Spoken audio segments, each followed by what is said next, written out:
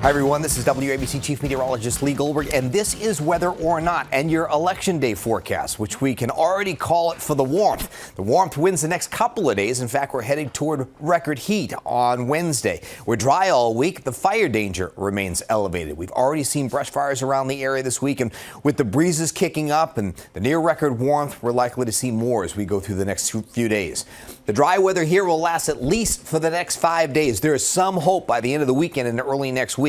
There's a threat of some showers. The record high on Wednesday is 75 just 2 years ago. So 2 years ago, we're going to break that easily. I think we'll be in the upper 70s that day. Some thermometers will touch 80 in interior parts of New Jersey. We're watching a storm over the Caribbean. Rafael is likely to go into the Gulf of Mexico. Will it help to produce some rainfall here late in the weekend or early next week? Not that the storm is coming straight here, but some of that tropical moisture from the Gulf may be able to piggyback a cold front moving through early next week. In the meantime, we're running nearly 7.5 inches below average for the fall. For the year, nearly 3.5 inches below average, and our reservoirs, at least the New York reservoirs, are running nearly 11% below their average levels. And they're below average levels, obviously, for New Jersey as well. We're running the second driest fall so far with just over 1.5 inches of rainfall. Driest fall, 1886, about 1.25 inches. Moderate to severe drought for over 2/3 of the area, and it's only going to get worse as we go through the week. You look at the overall outlook for precipitation once we get beyond the 7-day, the 11th through the 17th of November.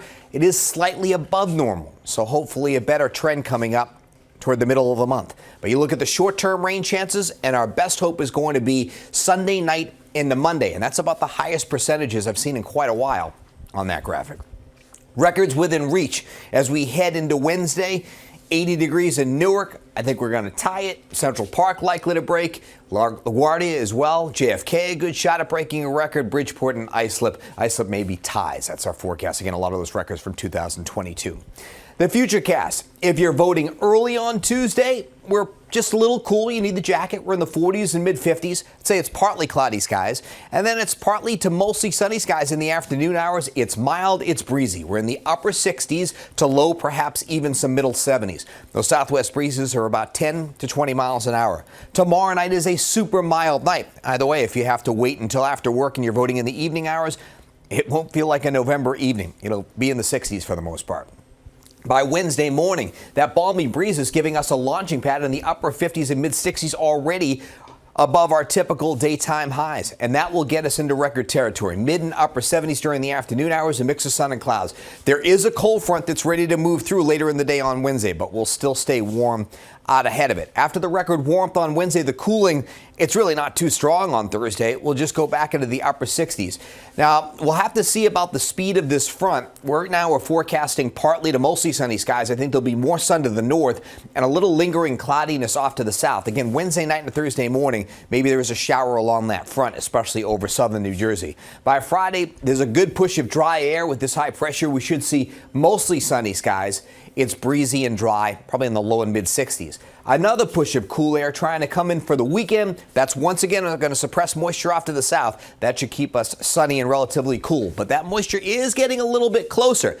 And as we watch what is likely Rafael, could be a hurricane for a little while, runs into some resistance in terms of a lot of shear over the Gulf of Mexico. So maybe by the time we get into the weekend, it's either a tropical storm or tropical depression. But regardless, we'll probably see some type of landfall along the Gulf Coast and moisture that goes inland and hopefully gets drawn toward the northeast, and we get some rain from that. Again, that would be as we go into Sunday and Monday. Big ridge in the east over Wednesday will promote record heat. The cooling that's coming in, it's not like we're getting the core of any Arctic air or anything like that. We get a little bit of a sniff on the fringe of a polar air mass later in the week that cools us back. Still slightly above average and into the weekend, generally in the 50s to around 60. But look, there's another warm-up trying to get a hold as we go into early next week as we'll get into the 60s. And even though there's a push of some cooler air, I don't think it looks very significant till maybe we get to around the 15th of the month. That's about the most impressive trough I've seen, and about as far as I've seen the cold air penetrate so far this season. So maybe we have a pattern shift coming up as we go through the second part of the month. But at least beyond the 7-day, it looks like we'll still hold on to above normal temperatures. And even if you look at the 10-day trend, after our run at record warmth. I don't see anything like that coming up, but our dip over the weekend towards seasonable, still technically slightly above average. Then once again, mid-60s into next week, and we'll see what happens after the 15th if we get a real significant cool shot in some of our chilliest weather of the season. Meanwhile, looking at the storm over the Caribbean, which is likely to be Rafael, potentially even a hurricane as it goes from the Caribbean or across parts of western Cuba into the Gulf of Mexico. And then there's definitely tremendous uncertainty once it gets into the central Gulf of what part of the Gulf Coast it may go to. Could it bend toward the Texas coast? Could we be anywhere from the Florida Panhandle, Louisiana? That uncertainty is there, but we do know it'll weaken. And then at that point, how much of that moisture gets drawn northward to us?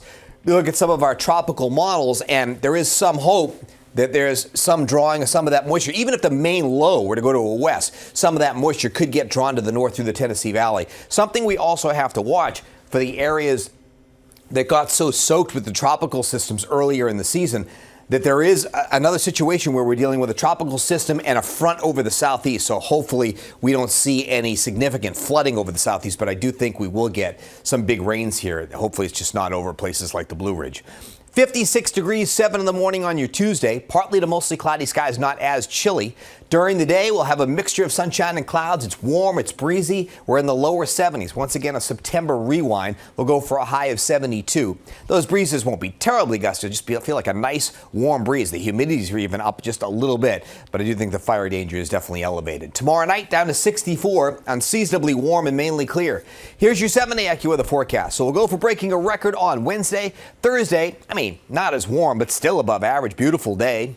Fair amount of sunshine. Might be a little bit more cloudiness off to the south. By Friday, fair amount of sunshine again. Low and middle 60s. A little cooler over the weekend. Sunday will feature more clouds, probably dry during the daylight hours. Then some rain's likely to come in at night and into next Monday. That might lean more toward the morning hours, but a little too early to get too cute in the timing. But this looks like the next best opportunity for some beneficial rain. Again, we have not had a good soaking since the 29th of September. We're desperately in need of that. So we'll keep you posted on the opportunity.